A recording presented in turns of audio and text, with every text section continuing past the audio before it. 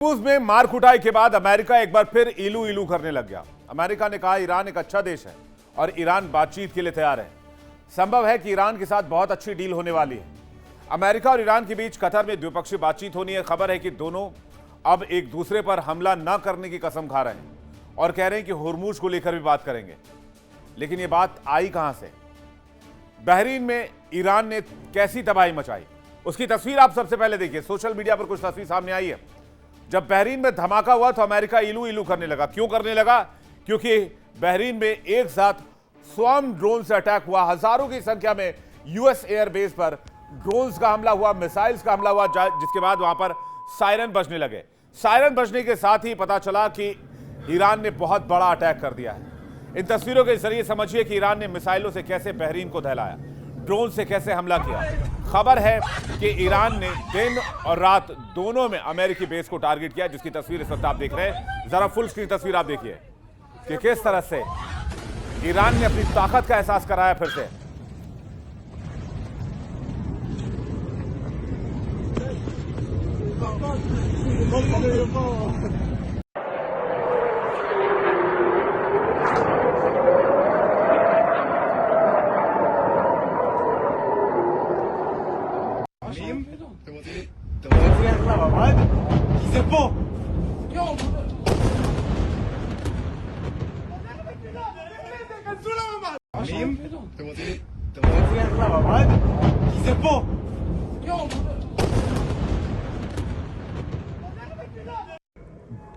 Bro. Oh.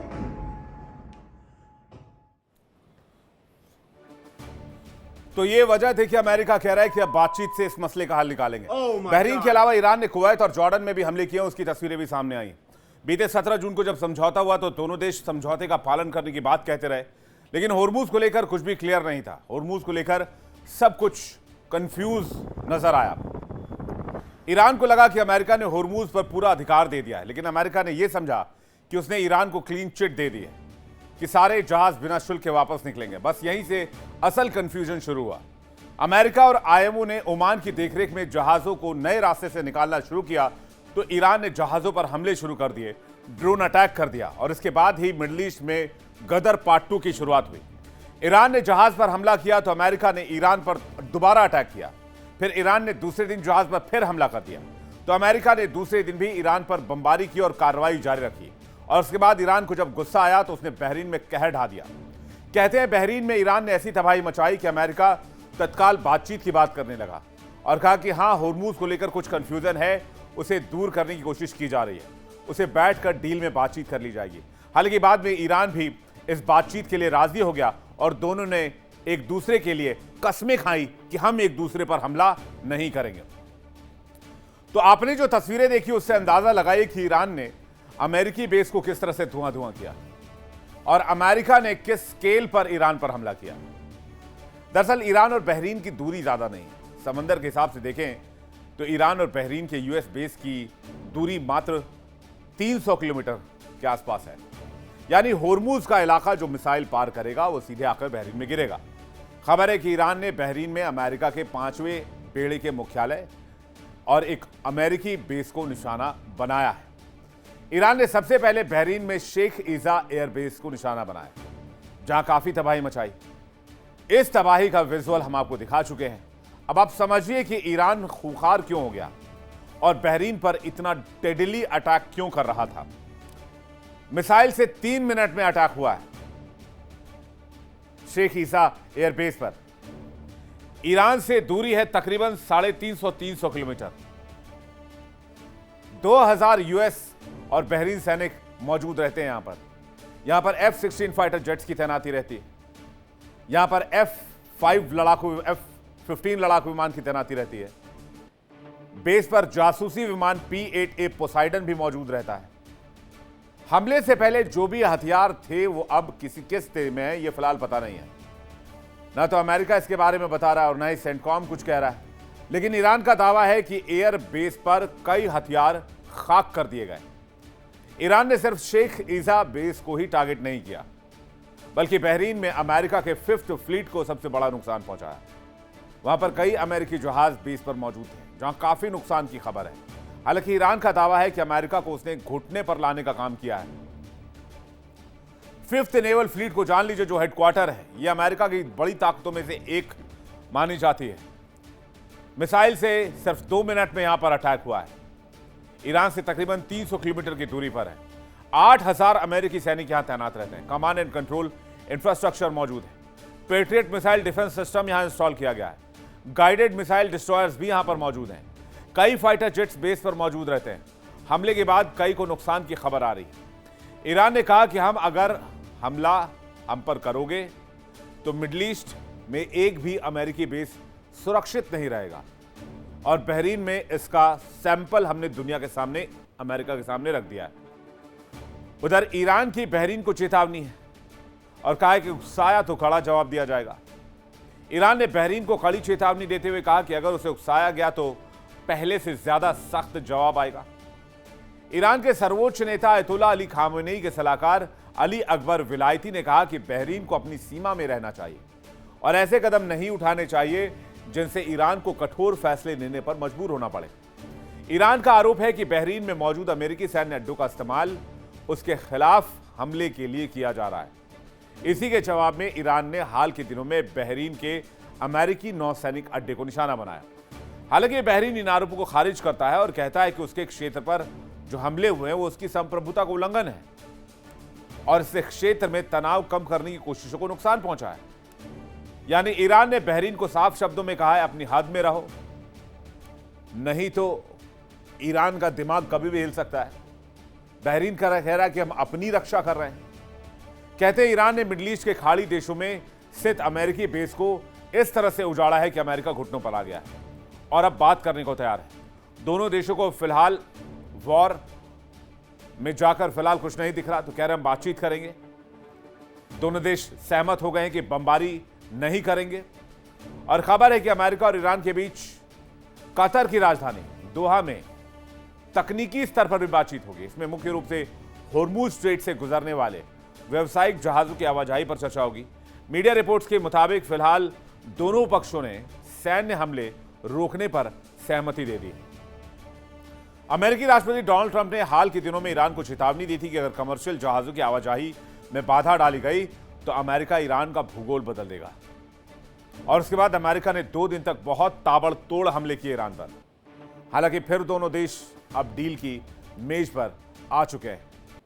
America और Iran में पिछले कुछ दिनों से बमबारी की खबर थी, लेकिन अब वो बमबारी आई लव यू में बदल चुकी है। दोनों देश कह रहे हैं अब बमबारी करके कोई फायदा नहीं है, अब क्या मिल के बैठ के बात कर लेते हैं। यह अकल तब आई है जब कतर की राजधानी दोहा में बातचीत होने वाली है, उधर बहरीन में बहुत बड़ा अटैक हो गया और अमेरिका ने भी ईरान में घुस के कतर मचा दिया। अब कतर में जो बातचीत होने वाली है उसमें मुद्दे क्या हैं ये भी देख लेते हैं जल्दी से। दावा किया जा रहा है कि बैठक में अमेरिकी प्रतिनिधिमंडल में अमेरिकी तकनीकी टीम के प्रमुख निक स्टीवर्ट हिस्सा लेंगे। इससे पहले अमेरिका की ओर से उपराष्ट्रपति जेडी वांस और अमेरिकी विदेश मंत्री मार्को रूबियो इस नेतृत्व में शामिल रहे हैं, जबकि ईरान की ओर से उच्च स्तरीय राजनयिक और तकनीकी विशेषज्ञ शामिल हो रहे हैं। इसके अलावा ईरान के विदेश मंत्री मोहम्मद गालिबाफ, इसके अलावा मध्यस्थ के तौर पर कतर के प्रधानमंत्री और विदेश मंत्री मोहम्मद बिन अब्दुल रहमान अल थानी इसमें मेन रोल अदा कर रहे हैं। किन किन मुद्दे पर बात होने वाली है और हुआ क्या क्या है ये भी जान लीजिए जल्दी से। शर्त टकराव की वजह से खाड़ी में 17 जून को समझौता हुआ था, लेकिन जंग की शुरुआत हो गई। अमेरिका और ईरान के बीच एमओयू साइन हुआ। मकसद था खाड़ी में तनाव कम करना, होर्मुज में सुरक्षित जोन बनाना। अब आर्टिकल 5 में क्या था, होर्मुज स्ट्रेट के लिए विशेष प्रावधान, 60 दिन तक जहाजों की सुरक्षित आवाजाही, किसी तरह की ट्रांजिट फीस नहीं, 30 दिन में माइंस और सैन्य बाधाओं को हटाने पर सहमति, अंतर्राष्ट्रीय व्यापार सामान्य करने की योजना। ईरान की शर्त यह थी कि जहाज ईरान के तय शिपिंग कॉरिडोर से ही गुजरें और ईरानी तट के पास का ही रूट इस्तेमाल किया जाए। वैकल्पिक समुद्री मार्गों का इस्तेमाल ना करे कोई भी देश। दूसरा रास्ता बनाने की वजह से यूएस ईरान में फिर से लड़ाई शुरू हो गई। अगर कोई और खुला रास्ता मिला तो खतरा फिर भी संभव है। अमेरिका की आपत्ति क्या है कि जहाजों को रूट चुनने की आजादी होनी चाहिए, दक्षिणी कॉरिडोर भी खुला रहना चाहिए। इस इलाके में किसी एक देश का नियंत्रण स्वीकार नहीं है। ओमान के पास जो रास्ता है वो भी चालू रहे। विवाद इसलिए बढ़ा कि कई जहाज दक्षिणी कॉरिडोर से गुजर रहे थे क्योंकि आईएमओ और यूएन मिलकर यहां रेस्क्यू ऑपरेशन चला रहे थे। ईरान ने कहा यह समझौते के खिलाफ है, हमें बगैर बताए तुम जहाज निकाल रहे हो। ईरान ने सिंगापुर के जहाज पर हमला कर दिया। सिंगापुर का जहाज जलकर खाक हो गया, जिसके बाद अमेरिका आग बबूला हो गया और अमेरिका ने ईरान में पलटवार कर दिया। फिर ईरान ने बहरीन के अमेरिकी सैन्य बेस को निशाना बनाया। 2 दिन तक लगातार दोनों ओर से हमले होते रहे, जिसके बाद खाड़ी में दोबारा जंग की शुरुआत हो गई। अब जब दोनों के नुकसान हो गया तो दोनों को अकल आई। अब दोनों कह रहे नहीं, बातचीत करना जरूरी है। अरे भाई, तो 2 दिन पहले बोल लेते बातचीत करना जरूरी है। 50 बॉम्ब खाकर अकल आई कि बातचीत करना जरूरी है। हमले को रोकने पर सहमत हो गए हैं। अगली बातचीत में कतर में जब बातचीत होगी तो दोनों देश किसी प्रभावी डील तक पहुंच सकते हैं। खबर है कि अमेरिका और ईरान में कतर के दोहा में वार्ता होगी। उसमें तय होगा कि अमेरिका और ईरान मिलकर कैसे जहाजों को सुरक्षित निकलने के लिए रास्ता देंगे। ईरान टोल बनाने पर अड़ा हुआ है। अमेरिका कह रहा नहीं, रूट फ्री होना चाहिए। ईरान कह रहा है ये ईरान की जागीर है, हमारा बपौती इलाका है। अमेरिका कह रहा है बाकी खाड़ी देशों का क्या होगा, क्या उनके लिए होर्मुज रास्ता नहीं है? ये किसी एक देश के हवाले नहीं किया जा सकता है। और इन सब के बीच पेंटागन ने ट्रंप के सामने एक प्लान रखा है। बार बार ईरानी हमलों की वजह से खाड़ी देश में स्थित अमेरिकी बेस को नुकसान हो रहा है और इन खाड़ी को इजराइल या कहीं और शिफ्ट करने की इन बेसिस को बात हो रही है। तो क्या डोनाल्ड ट्रंप ऐसा करेंगे? और अगर ऐसा करेंगे तो खाड़ी के तेल का क्या होगा? और तेल नहीं होगा तो अमेरिका का खेल कैसे होगा? तो सारी बातचीत यहां अटकी हुई है। अगर ईरान और अमेरिका के बीच कुछ निकल आता है, कोई सोल्यूशन हो जाता है, जिसकी उम्मीद मुझे नहीं है, तो फिर इस इलाके में सब कुछ ठीक हो जाएगा। वरना सब वही पहले जैसा रहेगा। 1-2 साल की शांति रहेगी, फिर अमेरिका आएगा, फिर ईरान पर हमले करेगा। ईरान परमाणु बम बनाने की कोशिश करता रहेगा क्योंकि ईरान को लगता है जब तक उसके पास परमाणु बम नहीं होगा उसको अमेरिका मारता रहेगा, उस पर हमला करता रहेगा। तो वो कहावत है ना, 9 दिन चले 2.5 कोस। ये लोग वही चलते रहेंगे, फिर बोलेंगे तो 2.5 कोस ही चले, अब क्या फायदा। देखिए इंडिया डेली 24/7 अब आपके स्मार्ट टीवी पर। इंडिया डेली मौजूद है सभी डिजिटल प्लेटफॉर्म पर लाइव और लगातार। इंडिया डेली 24/7 हर दिन राष्ट्र को समर्पित।